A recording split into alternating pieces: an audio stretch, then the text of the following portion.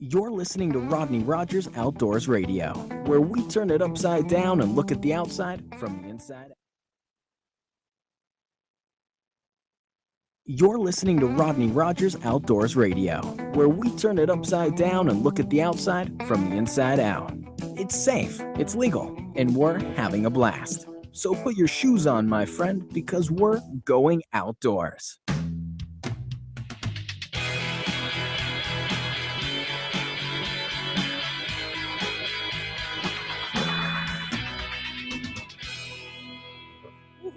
Here we are back at it again, Mike Coy. Good evening. This is Rodney Rogers. Is that me? Is that you? Oh, Rodney. Where we at? We were doing so good, Mike. I was doing so good. I'm on restriction. We should just stay in bed. You are listening to Rodney Rogers Outdoors. My partner, Coach Easy Crime, Mike the Man Coy. Here, let's do that again. You're listening to Rodney Rogers Outdoors Radio, where we turn it upside down and look at the outside from the inside out. It's safe, it's legal, and we're having a blast. So put your shoes on, my friend, because we're going outdoors.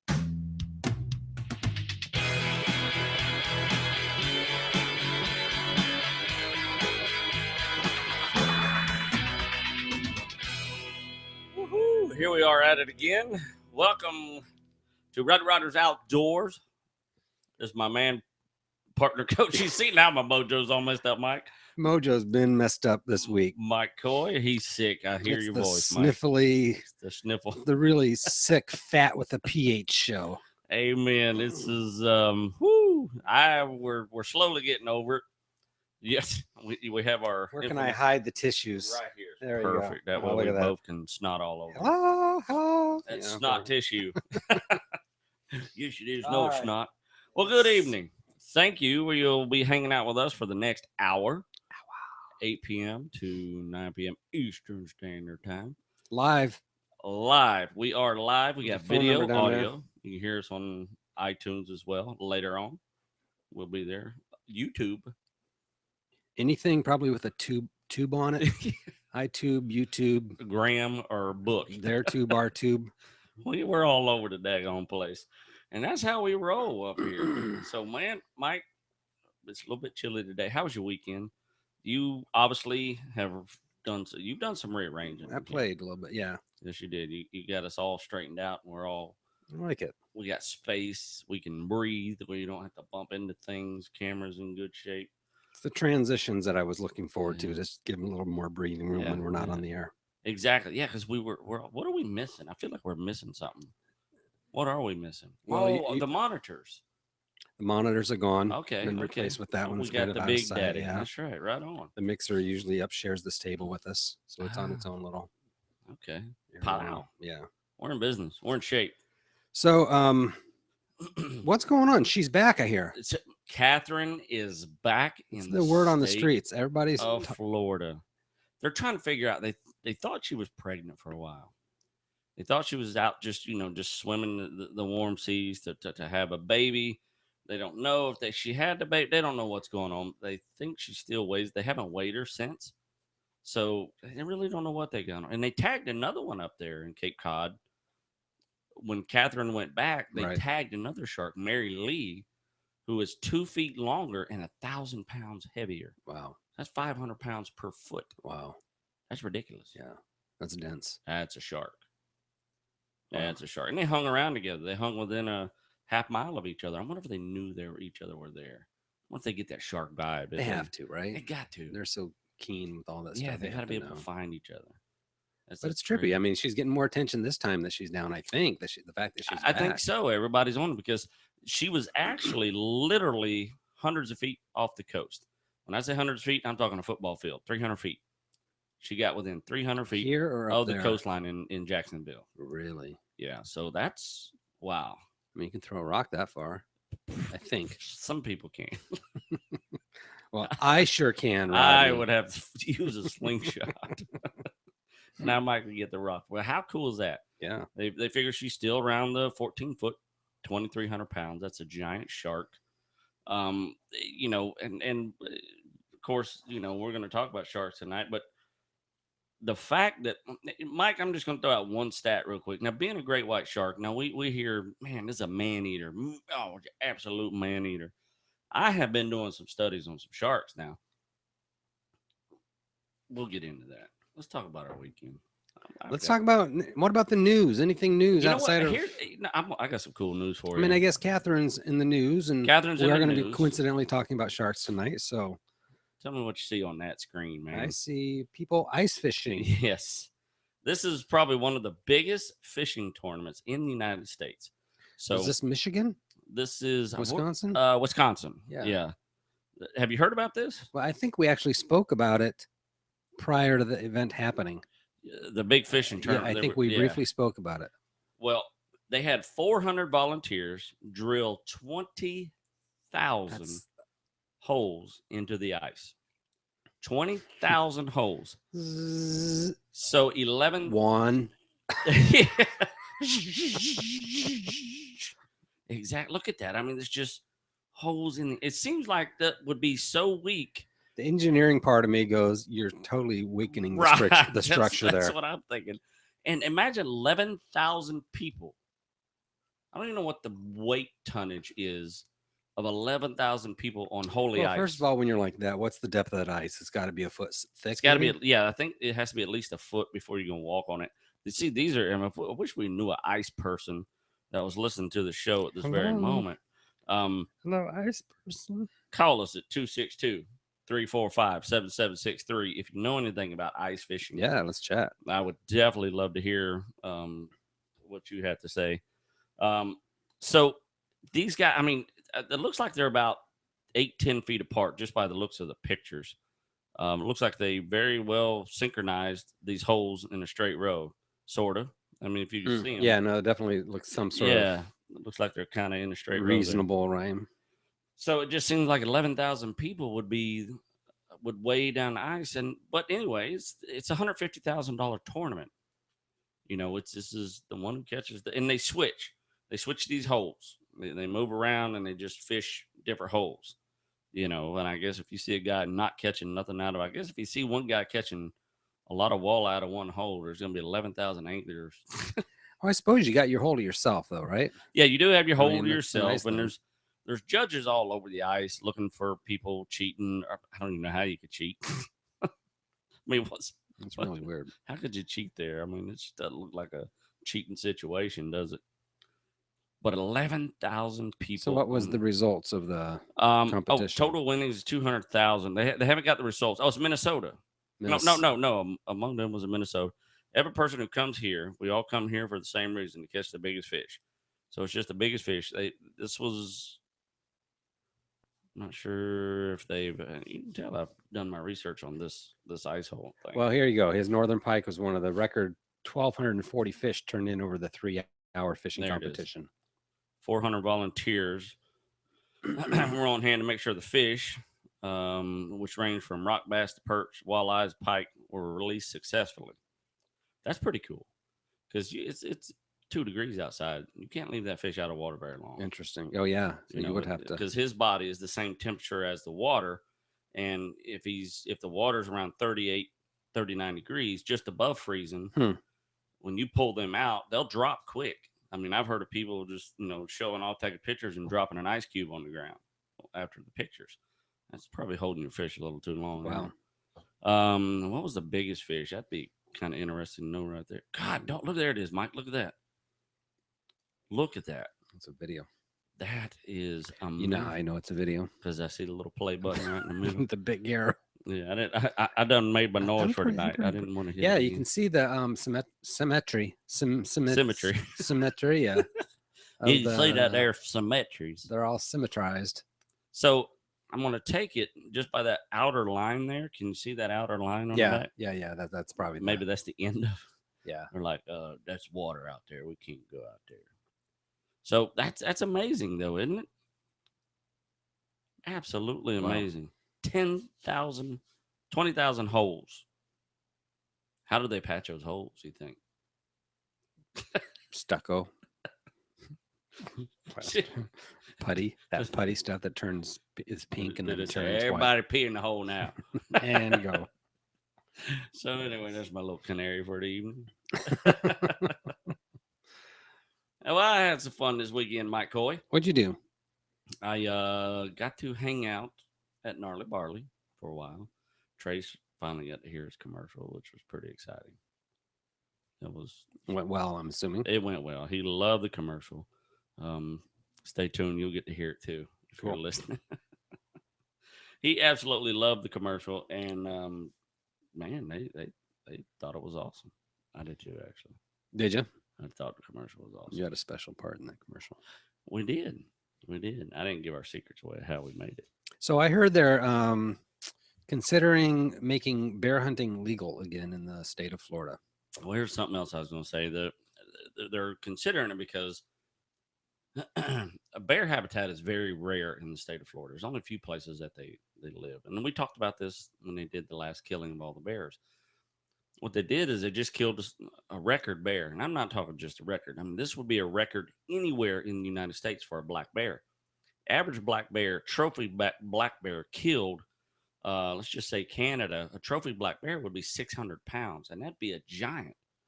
That's a big bear. Well, they killed one that was a little too comfortable with people here that was 750 pounds. So they're starting to see a lot more human bear contact. So they're trying, they're thinking, well, maybe it's time we take them off the endangered list. But the problem is where these bears are mostly they have built neighborhoods in the areas of these bears. That's a whole game changer. You can't hunt there. It doesn't do anything. Yeah. You still cannot hunt there. If all the wildlife management areas that they have, there are no bears. That's not where the bears live. They've gotten comfortable. I'm very frustrated with this. I've been watching it. I've been holding back my comments and really not trying to get involved in the political aspect of this. But the fact is that they killed a bear that big. To me, that's just disgusting. I'm very disappointed in the FWC for that move they made there. There's 100 things we could have learned from this bear, other than killing it and learning. So I just feel like that was a big mistake on their part. I don't know all the logistics. I'm not a biologist, but last year we let a 600-pound bear loose. They caught in a trap and they took it out and they re-released it. 600-pound bear, and it was certainly a record. They said this was a record, which it is. It's a giant bear a couple years ago, and then they killed the 7 bears. After the lady got attacked, and I kind of understand that, but I don't understand why they killed 7 bears. But you know what? It is what it is. There's a lot of bears in that area, in the Altamont Springs area, where they built these houses right in the bear habitat. We failed. I think we failed our whole mission of trying to, because bears were very low, and they were in the endangered list for years. We got to hunt them up till 1968. 1968. And then they put them on the endangered list. So they've been on the endangered list for as long as I was, 46 years. Sure. And they still are, now they're on the threatened, they go from endangered to threatened. So now they're just about to come off the threatened, and then, they got to figure out what to do. So they're going to start offering bear tags. I see it coming. It's coming. But the problem is these bears do not exist where we are allowed to hunt. It's just they're not there. That's not their habitat. Right.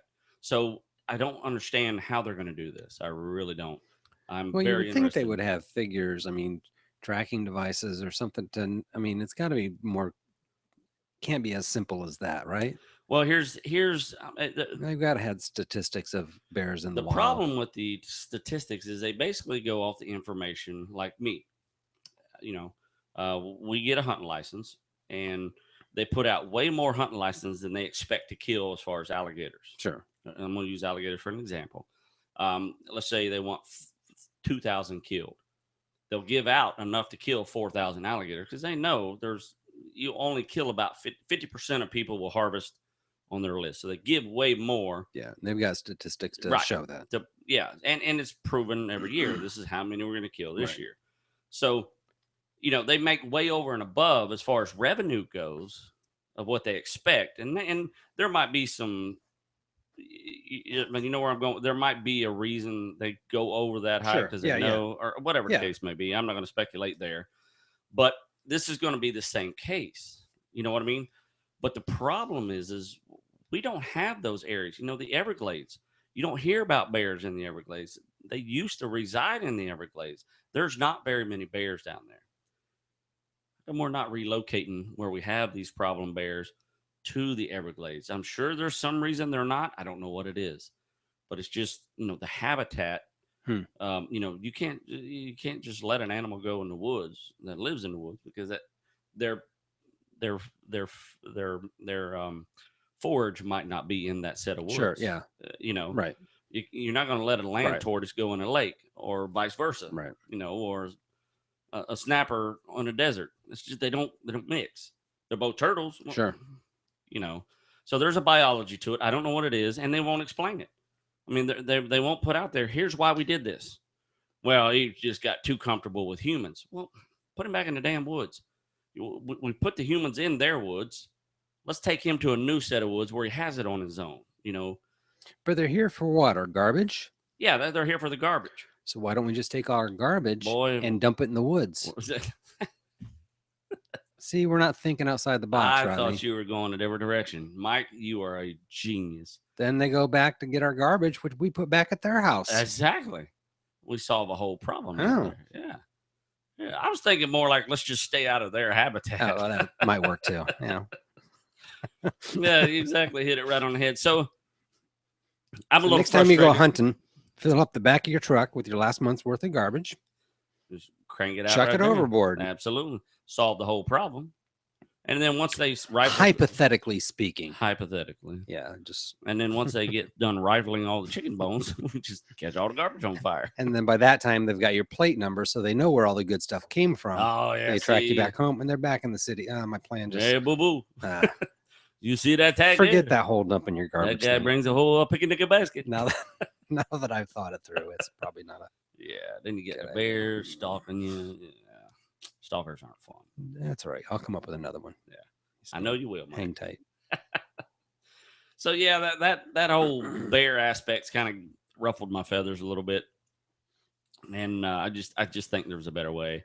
I just think if there's not, tell us why you're choosing this route. I think we have that, especially as hunters.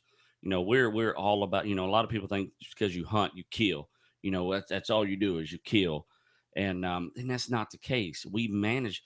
If it wasn't for our hunting dollars, we would not have the management and the conservation programs that we have today. We spend billions of dollars, and not one person who doesn't hunt, fish, or camp has ever paid a dime for it. There's no tax outside of a hunting, fishing, or camping tax. Right. You know, that pays for that, especially in the state of Florida. Sure. You know, if you don't hunt, fish, or camp, you're not paying for it, so don't worry about it. So you're not your dime going to it, unless you give, you know, to FWC, your fishing license, your hunting license, your duck stamps, they're all allocated for. I would think for the most part, people who have those kind of ill-willed feelings they're not really educated on the whole process.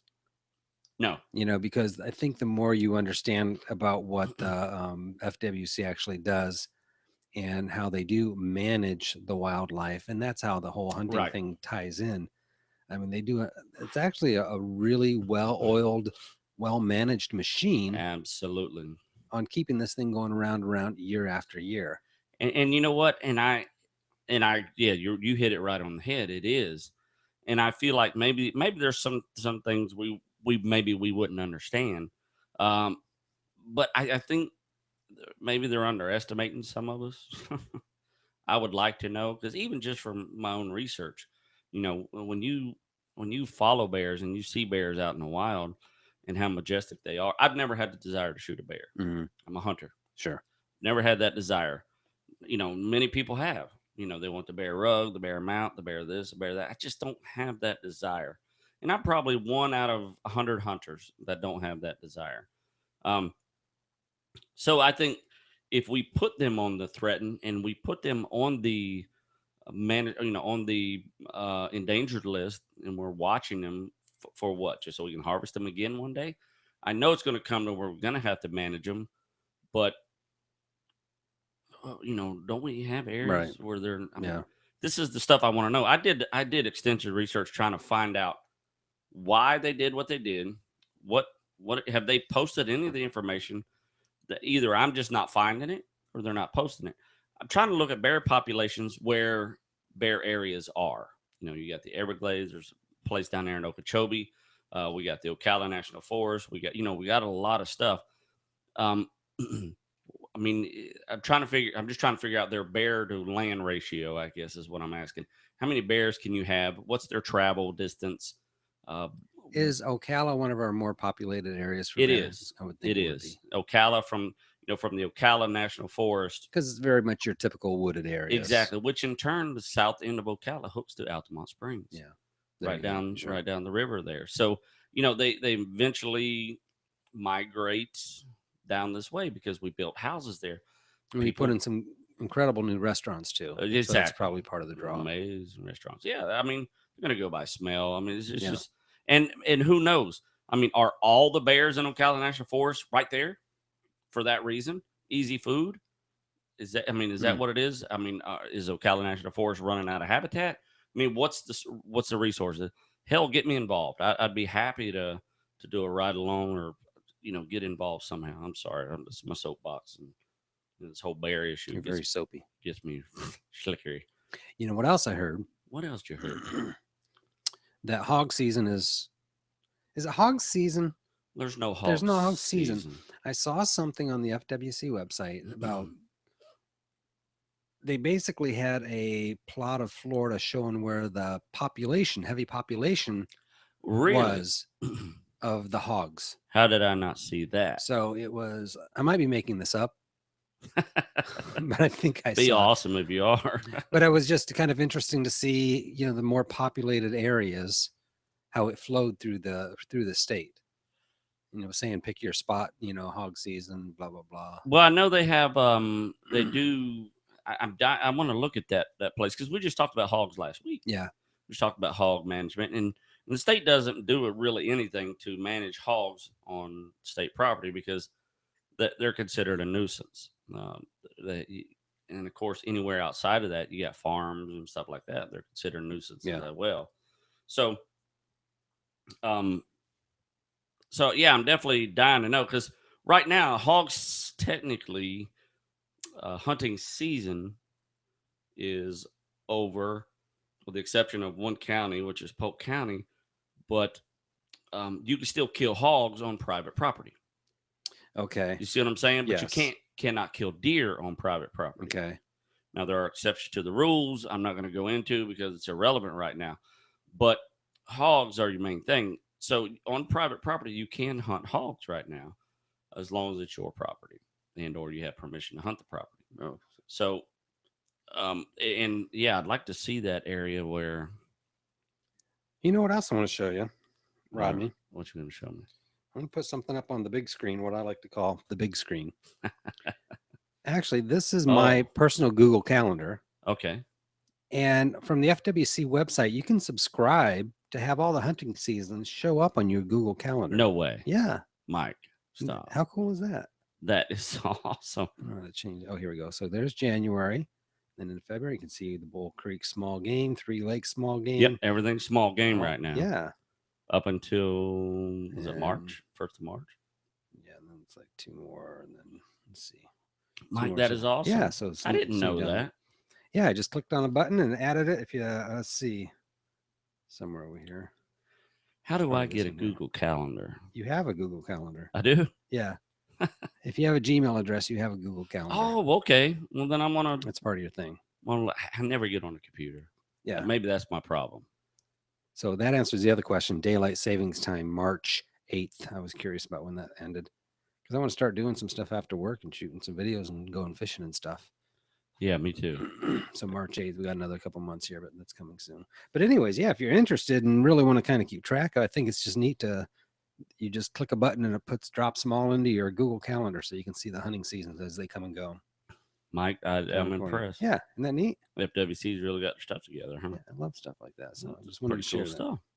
I'll let you go back on the big screen now. There you go. I like how you got that switching back and forth. We got stuff. Awesome. Now we don't have to shut stuff off I know. to get it up there, do we? That's where am I at here? Pow. Because hogs, we were talking about hogs, and I found myself thinking about it a lot this week. I think I want to shoot a hog. Do you? Yeah. Okay. So yeah, we were talking about it. So I set us up a hog hunt, and he's getting us back some dates. He's gonna shoot me back some dates. We're probably looking at more like end of March. That's fine. 1st of April. I told him a weekday will be fine. That's fine if too, it's yeah. easier. Yeah, whatever. Because we take a weekday off. So yeah, he says okay. He said a weekday would be easier, and I know it would be for you because your calendar's filled up. I mean, it'd be exciting for me because the fact of the matter, I think I shot a squirrel with a BB gun. I mean, that's the extent of my actual hunting. Okay. So I truly am a newbie. So we're gonna go big game. So, yeah, and so even talking about how people get upset about shooting different stuff and the irony or maybe the ignorance of some things, but I can totally see how the perception of shooting a hog for me is a lot more acceptable or easier. Going, I see what you're saying. Could I really shoot Bambi, or even more a teddy bear? It's these absolutely. But those stigmas go along with it. Shooting a bear, even you seem to have a little softness in your heart for a bear. Exactly. So that stems from somewhere. It's a wild animal. You know what? That's actually a good analogy. I don't know where that stems from. But we grew up with teddy bears. Well, I know some people did. Teddy bears on their bed and stuff. So. I wouldn't shoot a baby doll either. Uh-oh. We got the cough laugh going. But you know what I'm saying, right? Yeah, I know exactly. But a hog seems like a great entry level. Let me kill something more than a squirrel. Yeah, you know what? You're absolutely right. You're absolutely right.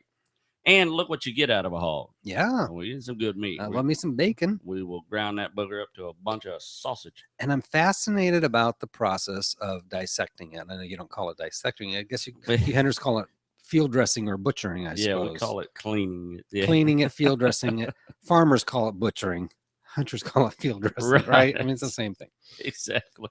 But much like when I watched you field dress or clean the gator, I guess I was probably cleaning it at that point. Yes. Field dressing is more, that's more where you hang it up and strip it off the skin. Here's field dressing. Let me explain field dressing to you while you're on it. Field dressing is when you're in the field and you do just the small essential things to make the animal lighter in order to transport it to wherever you're going. Okay. So basically you're going to split its cavity open, pull out the innards, and get the bad stuff out and lighten it up probably 40%. Oh, interesting. And then you're able to manage it. So if you killed a 200-pound deer or hog, what you'll find is once you get the innards out, you lightened it up by 60 pounds. Okay. So it's a little more manageable. Okay. Because you don't need all that stuff back at camp anyway. So that's field dressing. That's field dressing. So what's it called when you drain the blood and you pass the cup and you drink it and then you put the stuff on? I call that very gross. That's a whole different thing. I call that vampire. Actually, it's a tradition when you kill your first deer. You ever seen the movie Deer Hunter? I'm sure most people have. Where they sure. Yeah. Well, it's they call it tradition. We call it just there's so many parasites in it. Well, I would think there's risk. Yeah, you got to pay for that price. Certainly risk involved there. And yes, I did it. It was just not much. I did it out of my hand. Yeah. Yeah. It was actually very salty. It was very weird. It wasn't gross. Didn't taste bad. It was just very warm. Yeah, if I'm weird. Grossing you out right now, I apologize. That's weird. But I think, I think that the fascination of being able to clean it and go through the process there. Yeah, absolutely. Well, you've done fish before. I mean, how do you feel about when you I have never cleaned a fish, Rodney. Oh, really? You're airing my dirty laundry. I've watched Rodney do it quite a few times. Right. But the same thing applies. I mean, yeah. How crazy is this? That I'm my age and never done that. That's not crazy. It's not even abnormal, actually. So this is kind of this would be my goal for 2015. Okay. Because now that you went shopping with my wife and hooked me up with fishing poles and some lures, fishing poles and all the goodies, to be. It's kind of like soloing when you're flying. You finally turn loose, you can solo. But I don't even know if I can do that. Did not have my training wheels, called Rodney Rogers, and catch a fish and fillet the fish and eat the fish. Right.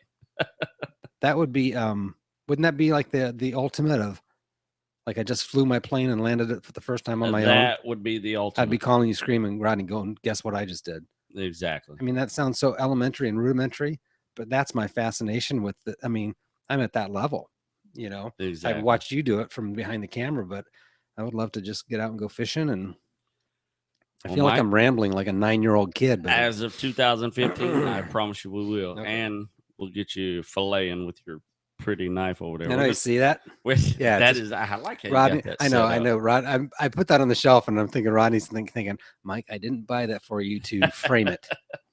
That's a pretty knife. we'll get you using that thing. It's there, so I know where it's at. And those are my gator shells too that I shot the gators with. And Rodney Rogers business cards, so anybody who's just walking through can help themselves. You can steal shells, stab yourself, and take a card. I'll tell you who did it. We're first suspect. Oh my gosh. So we should probably take a break and let some sponsors have a say or two about things. And then we'll talk about some cool stuff when we come back. Okay, Phillips Contracting. Here we go. With 116,000 foreclosures in the state of Florida alone as of January 2014, a quality contractor is critical to the process of returning a foreclosed house back into a home. Let me introduce you to Phillips Contracting Incorporated. They are Florida State certified and an approved REO repair vendor for both Fannie Mae and Freddie Mac. PCI currently provides multi-level services to realtors, banks, asset managers, and private homeowners. Although they specialize in dealing with REO property repairs, they are a design-build company. Here at PCI, we pride ourselves on professional, high-quality work. Our clients know that we're not your typical contractor. We're proud to be reliable, trustworthy partners with you. Our repair coordinators are ready to communicate with you honestly and quickly about every aspect of your project. We're here to say yes to our clients. Phillips Contracting services Florida from Orlando to Miami. Whether you're looking for a quote, repair updates, or just want to talk business, give them a call at 941-483-3800. Barley, come see why the whole world's singing. No, what are you doing? Dude, I am writing a song for Gnarly Barley. I see that, but first of all, I didn't realize you could sing. Second of all, why don't you just tell the people how great the Gnarly Barley is, give them the address, and move on with the show? Dude, have you ever had their flatbread? Their jalapeno flatbread with the cream cheese on top and the chicken and the special sauce on it. Holy moly. No, wait a minute. Obviously, by the look on your face, you ain't never had that big time Fiesta. Jalapenos, provolone cheese, tomatoes, red onions, and again, Fiesta lime. Okay, that's it. Shut up, Chubb. We're out of here. Are you serious? Come on, we're out of here. Truly one of Orlando's hidden gems, the Gnarly Barley offers a contemporary selection of bites and brews, serving a mind-blowing selection of craft beers and original mouth-watering menu creations. The Gnarly Barley and its incredibly accommodating staff have created a place that really is difficult to put into words. So do yourself a huge favor and come see why people are singing the praises of the Gnarly Barley. Oh my goodness. I told you that big time Fiesta. That is phenomenal. I totally get why you're trying to write a song for that. Not as simple as you thought, huh? No. Okay, check this out. Gnarly Barley. Come see why the whole town's singing Gnarly Barley. Bites and brews. Located at 7431 South Orange Avenue in Orlando, Florida. And here we are back at it. I thought I surprised you, didn't what I? am I missing there? That ended right there. I'm used to. Wait a minute. You're talking here, but you were just talking there. That was crazy. Trippy. How does that happen? Trippy. So we're back at it tonight. Check this out. So we got Catherine off the coast, and we thought it would be cool. You know what, Mike? What? Let's talk sharks tonight. What do you think? Let's talk sharks. Sharks. Do you have an app? I got one of those shark tracking apps. Actually, it's by the O-Search people. That's the people we like. That's the people we like. Now, O-Search tagged Catherine a little over a year ago in Cape Cod. Catherine has since swam down the coast, all the way down the coast of Cape Cod. What's all there? South Carolina, North Carolina, all those coasts, Georgia, around the state of Florida, around the Keys, back up the west coast of Florida, all the way up to the panhandle of Florida. Now, they can only get a GPS location when the thing surfaces or certain depths or surfaces, and she has to surface for at least 90 seconds. Is that what it is? Yeah, so Okay. she has to be at the surface for at least 90 seconds. Yeah, because some of these, like Lydia, has a crap. What did I just do? Lydia has an asterisk on her, says last ping 12 hours, 44 minutes ago, but it said it did not surface long enough to get a location. Right. So they got a ping, but they couldn't get a track on her. Catherine was last pinged 14 hours and 42 minutes ago. And that, my friends, 14 hours, was 14 hours ago. And where was she last pinging? Now she's pinged about 5 or 6 miles off the coast, wasn't she? Yes. Looks like it. And just south of St. Augustine Beach. Okay, so she's coming back south again. She's just northeast of Marineland. Wow. So she might be going in to save her peeps. You know what? I was doing some my own research. I'm not a shark biologist by any stretch of the imagination. Really? Believe it or not. I'm not gonna believe it. But I've also been watching the migration pattern of manatees. Wintertime, summertime. And it seems that she's kind of coinciding with the winter migration. What'll happen is she's down here for the winter. Now, she was up in Cape Cod because there was, it may not have been because of, but what they noticed is there was an unusual amount of seals there this time of year. Right. Yeah. Funny is there's an unusual amount of sharks up there this time of year. So, how do they know that that's there? You know what I mean? I'll tell you what's interesting. On one of her treks when she came over to the Gulf, either on her way back or on the way out, either she went landborne for a while. Oh, yeah. Or there's an underground tunnel cutting across Florida. Right see that? I think the old GPS takes it, it might have just connected the dots as the bird flies. Okay. Phew, I was Yeah, confused. God. She's got legs. She's got legs. There's a hole in Florida. So I've been kind of, because we can't ignore the fact that I'm sure they eat manatees. There's no video or proven they can't say, yeah, that's what they do. But come on. These things they eat seals. They eat bigger sharks. They would certainly, I would think, eat manatees. Absolutely. It's Slow. sitting duck, right? Yeah, it's got to be a sitting duck.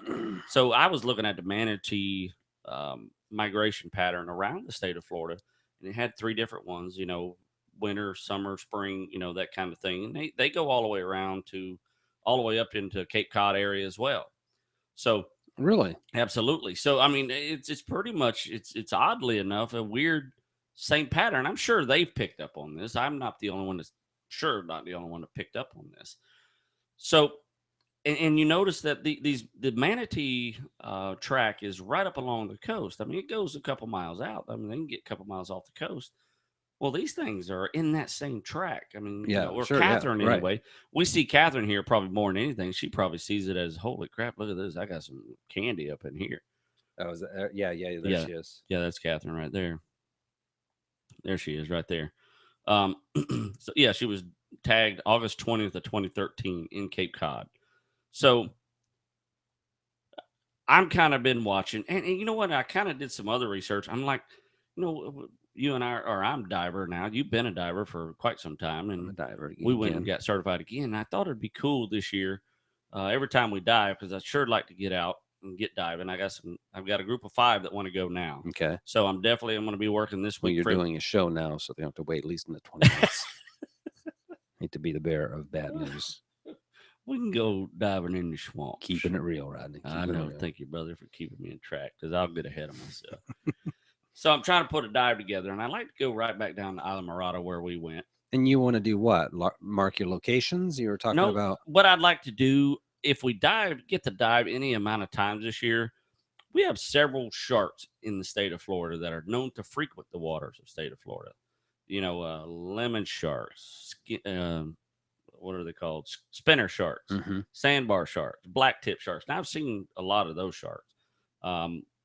Black tips and spinners kind of look the same. Spinners they have black tips as well. There's a little bit of difference in them. Spinners get like a little fatter, a little shorter and fatter. Black tips are a little longer. So I think it'd be cool to get pictures and just post basically our trophy. You know what I mean? Oh, sure. Yeah. Snap a picture of this shark put it on our website and call that a check mark. Yeah. And any, offer, I'd like to see what other divers have pictures and start them this is just me. I've not sprung this on you yet. No, I think it's great. This is just me throwing something out there. And then maybe we start just like a little trophy wall. An official log of some sort of documenting. What sharks did you see? Or I think, and not to derail, but it's what we're really good at. When we go diving like that, I don't take it lightly.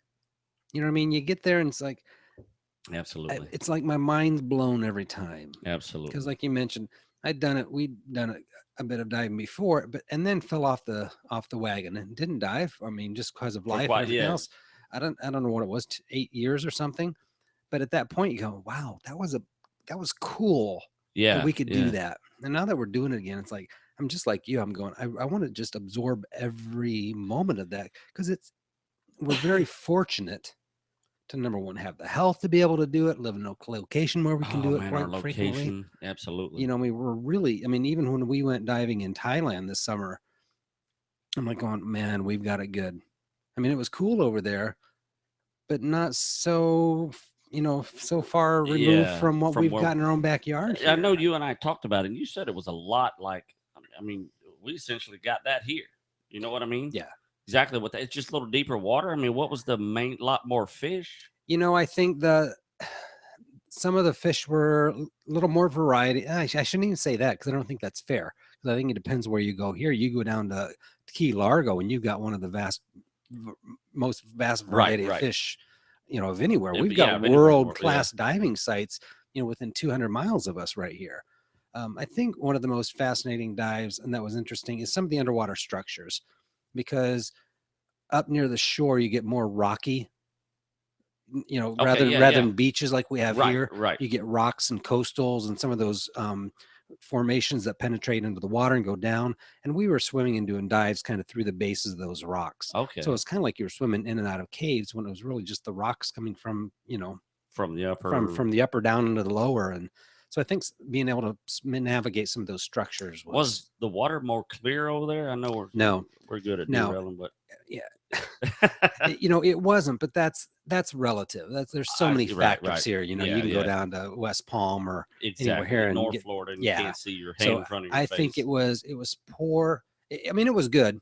It was good, but not what my brain had hoped for going to Thailand. In a dream dive spot like that. It was definitely good, but not. I wasn't blown away after what we've experienced here. Right. Wow. It was very similar. I remember you telling me that, and it's just, and I'm thinking, here we are. So I want to try to get in as many dives as I can this year. I really do. But it would be cool to do, get some like shark check off. I just think it'd be awesome. Well, if you have to, we go pursue somebody who specializes in those kind of dives. And I know just the person. Yeah. I was because we're gonna go see you in Bonita Springs this weekend. Mm-hmm. I was trying to set Mike and I a trip up, but they flew to Guatemala or something to catch some rare fish. Oh, really? Yeah. So I was trying to set up a shark trip, and I was going to surprise Mike, but they flew away this weekend. So Bo and Deidre, I follow them on my thing on my Facebook. Yeah, Tony Young. Okay.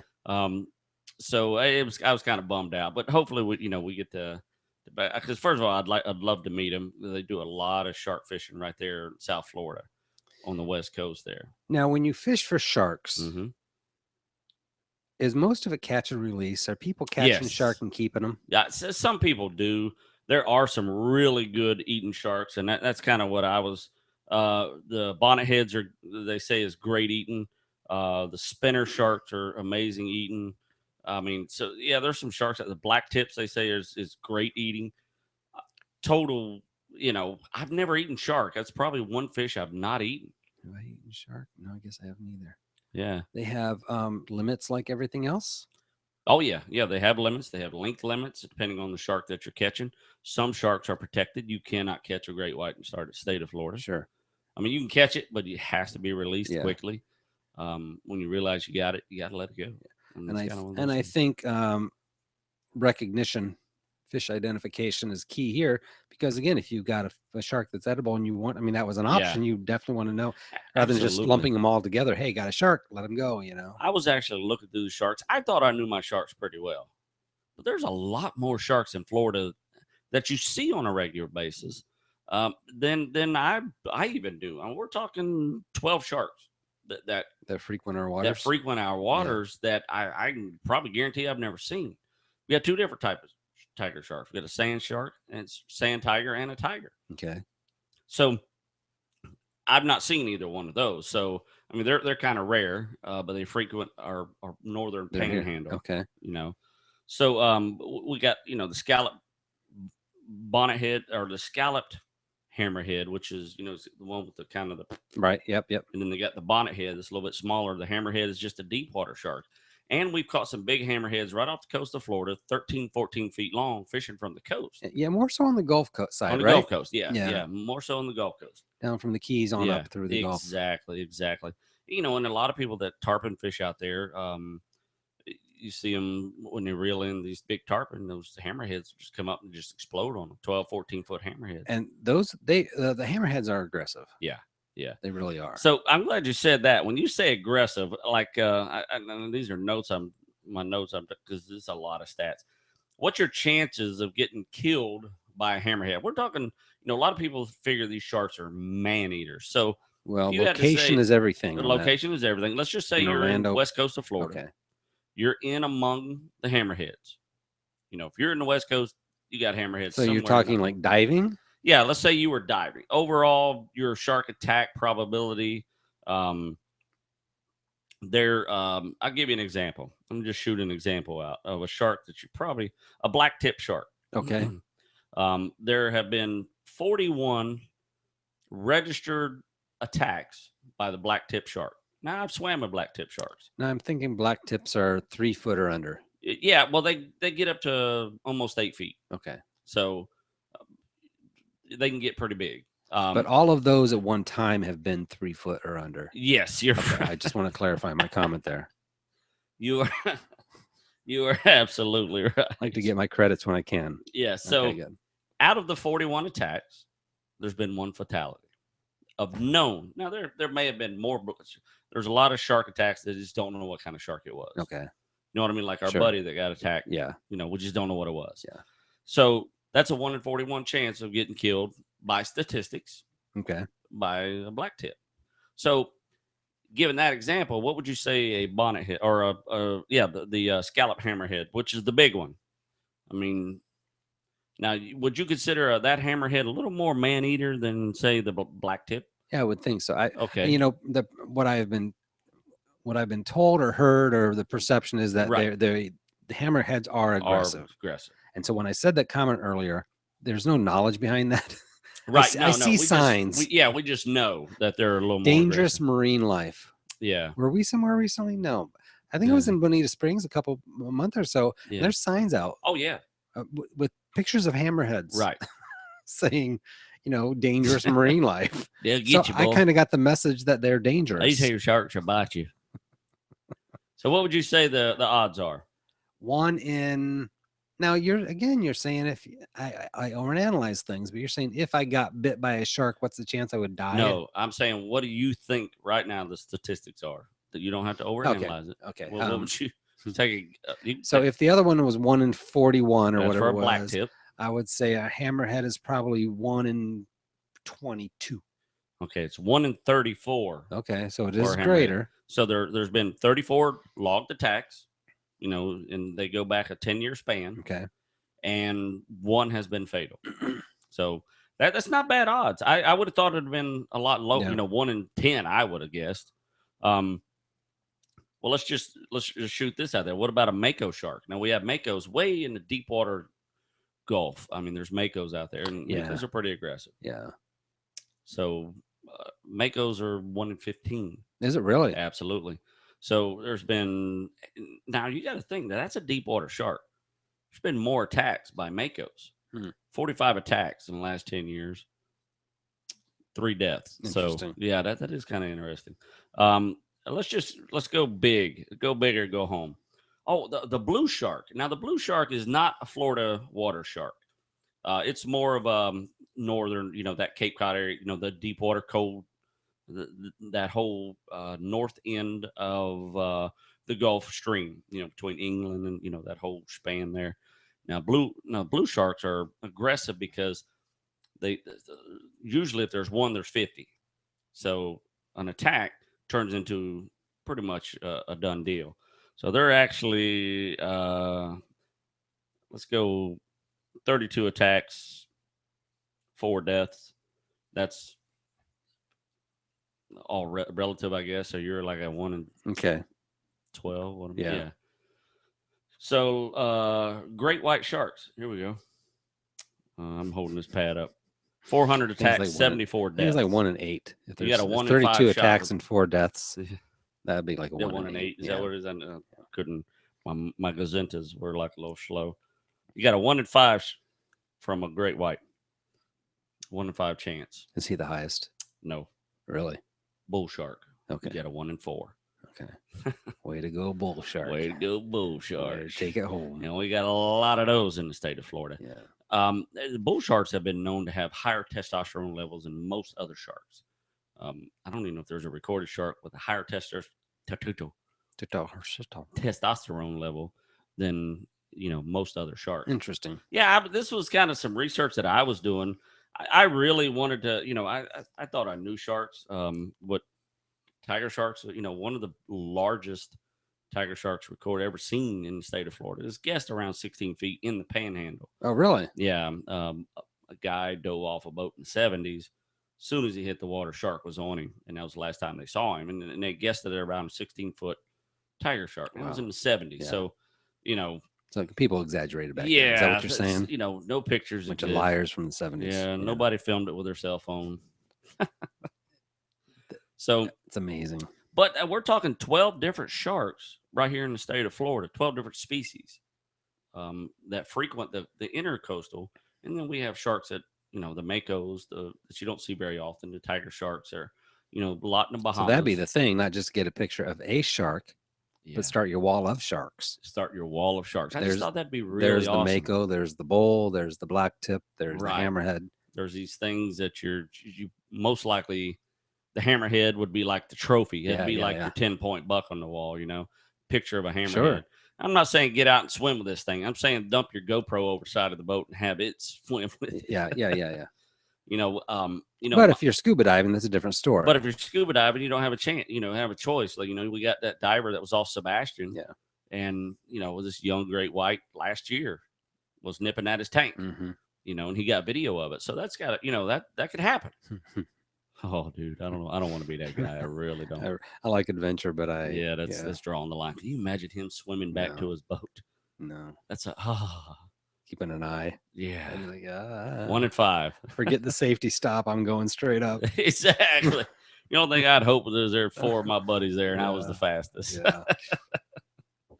So, I mean, that's just some really cool stats. I mean, actually, it leads me to want to do a little more in research in sharks, especially now that we're diving. I want to identification of sharks for me is because looking at these things, I go, man, what's the difference? I'm trying to pick out the difference. And there's really not a lot of difference, but this website, and I can send you the link. We'll post it up here. It actually gives you the difference. Black nose sharks, of course, whale sharks. We all know that one. Sharp nose sharks. Black nose shark, and then the sandbar shark versus the lemon shark. They're very, very close. Yeah. So, and of course you got the nurse shark with all the gnarly teeth, which is actually what's that one's I forgot what that one is. There's just so many sharks on here. It's crazy. Oh, the bronze whaler shark. Oh, really? Yeah. Never heard of that. And you've got a 1 in 17 chance with that bad boy. Wow.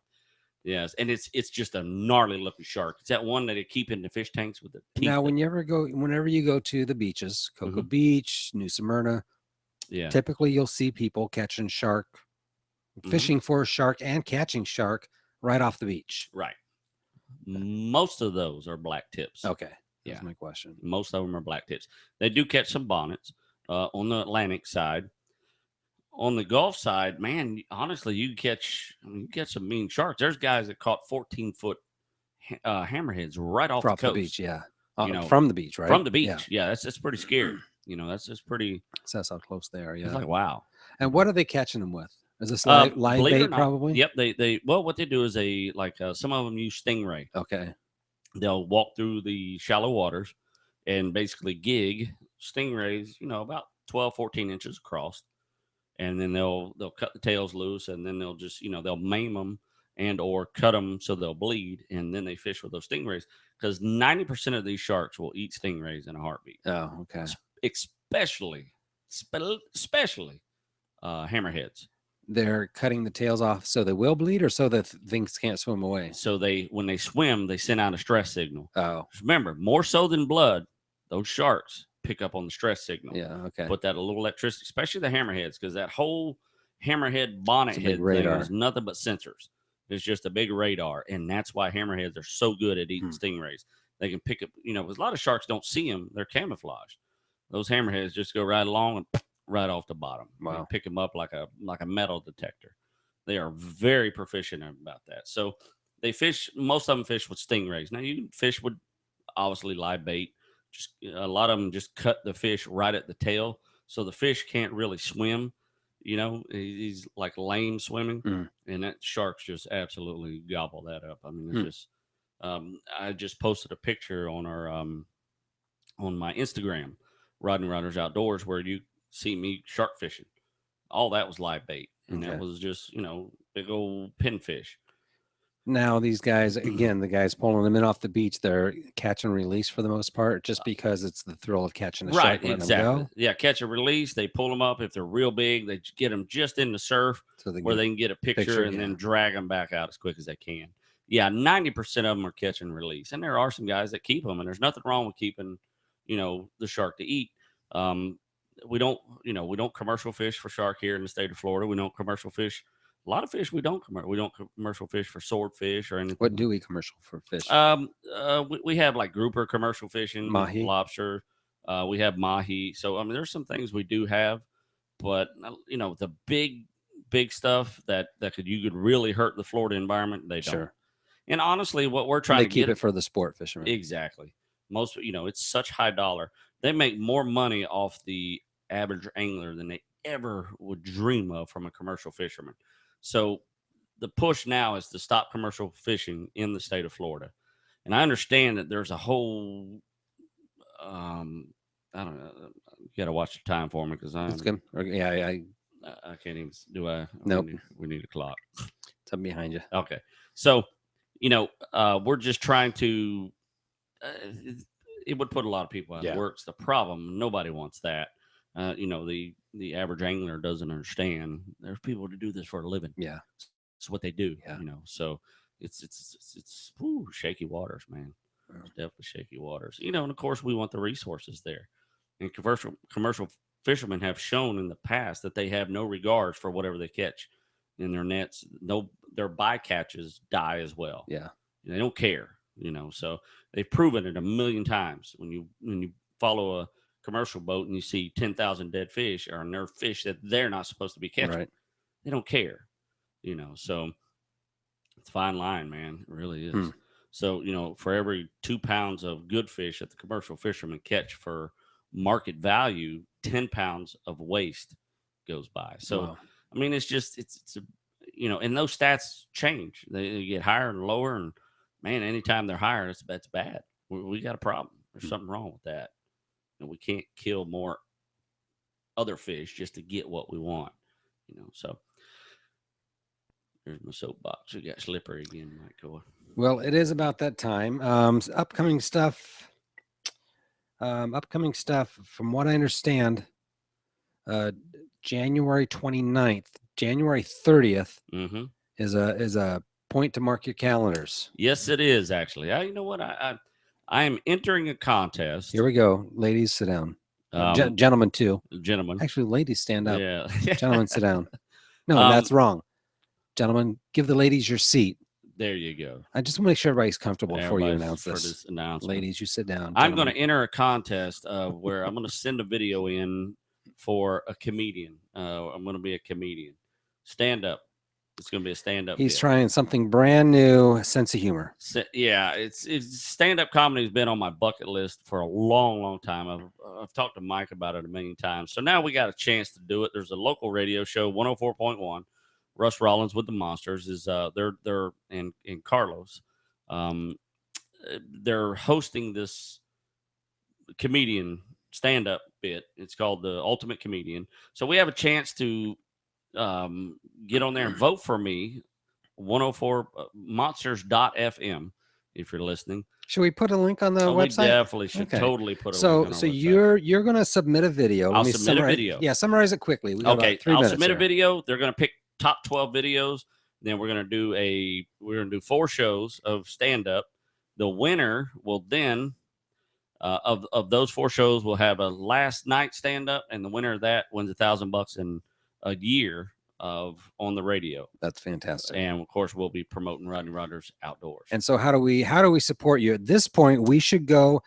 We'll put a link there so people can go to find it from the Rodney Rogers. Submit the video in the morning. It should be up on the site, ready to vote. Then we go and watch the videos, and of course vote for Rodney Rogers. Right. You don't even have to watch it. Yeah. You just vote. Perfect. And then that's kind of the preliminary round, and they choose from there. Yes, they choose the top 12. It's gonna be a lot of fun either way. Let's hope we get in the top 12. That's fun. That'll be a fun week. That's this week. That's this week. That's Friday. Very cool. That's Friday. Very excited about that. So stay tuned for it. Watch for the link. Yeah. It'll be a lot of fun. Very cool, man. Well, I mean, I rambled on earlier in the show, and I apologize. And all that stuff I said about never catching a fish or hunting. I was just kidding. Joking. Yeah. We've done Fish. Jeez. Hasn't caught a fish. We haven't caught a fish. Oh my gosh, that was crazy talk. Something in the coffee. So, anyways, it's all yours, buddy. All right, kids. As my mama said 1,000,000 times, and hopefully I get to say it at least 1,000. You kids get outside and stay.